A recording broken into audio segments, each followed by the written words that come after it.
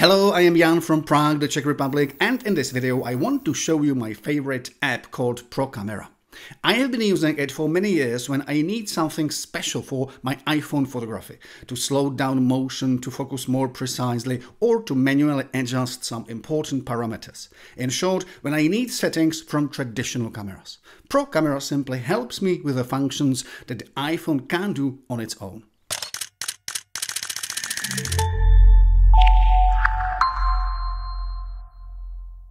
As I mentioned, I have been using this app for many years, and although I have tried many others, I have always come back to it in the end, because it's simply the best and doing exactly what I need.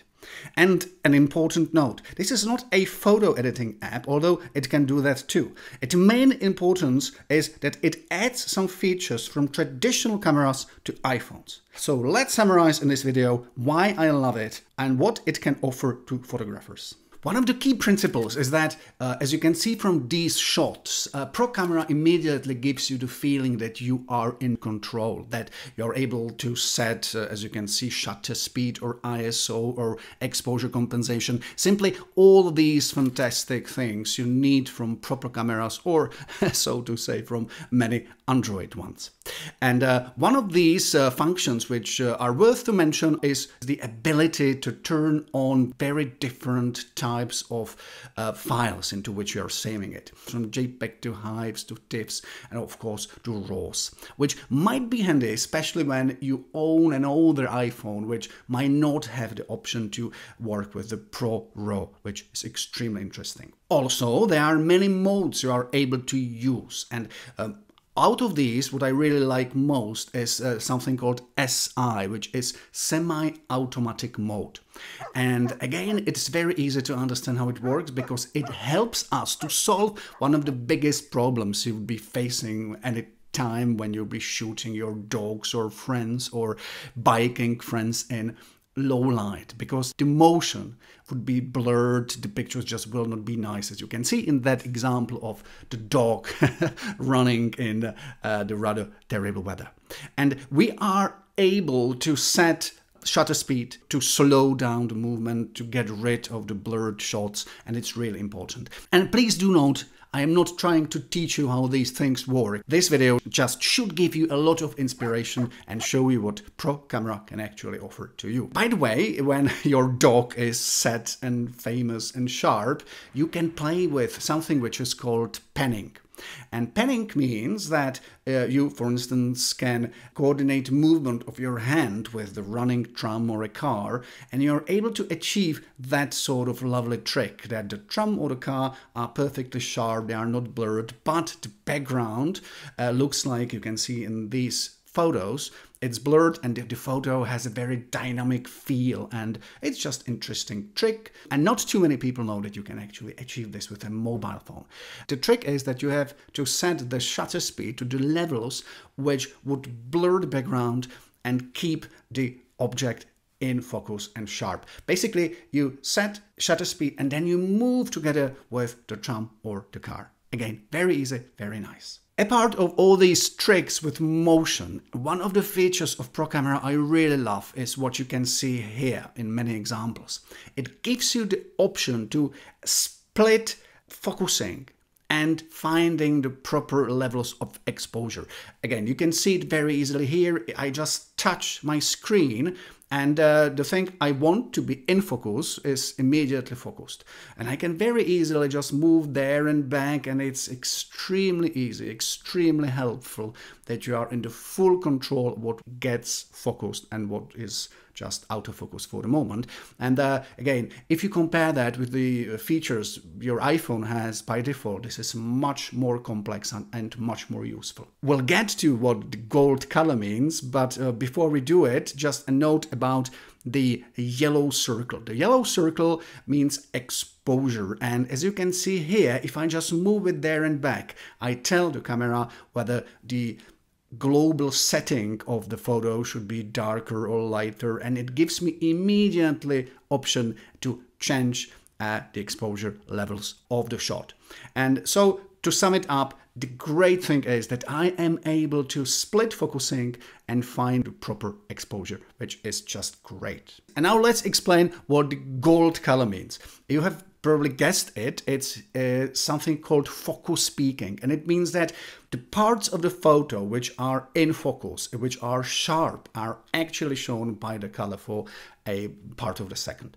And again, it's fantastic because you just touch what you want to have focused on, and it gives you the power of control. It just shows you that it's there and it's perfectly sharp. And especially in this situation when, for instance, under direct sunlight, it's really very hard to see if the things are really focused. And that little tool is just amazing for immediately showing to you what is correct and what is not. Very addictive feature, I can guarantee. One more example from a coffee house, and I can touch the cup, I can touch the background. It's smoothly moves there and back.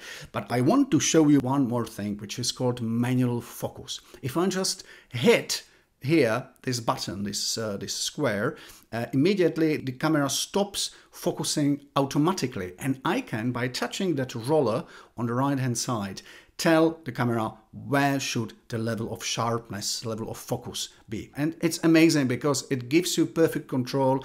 And believe me, this is one of the features of ProCamera I'm using very often. And again, I can guarantee that you will find it quite addictive and you will just love it. And small feature, small detail, you might have seen these wild red stripes. And what do they tell us? They actually give us control, a warning that the part of the shot is overblown, that there is too much light in it, that you won't be able to do anything with it even when you would be trying to edit it. So if you see this, don't be stressed. It's correct. It's just a warning that you won't be able to edit that photo much because there are just simply no data in that red and white field.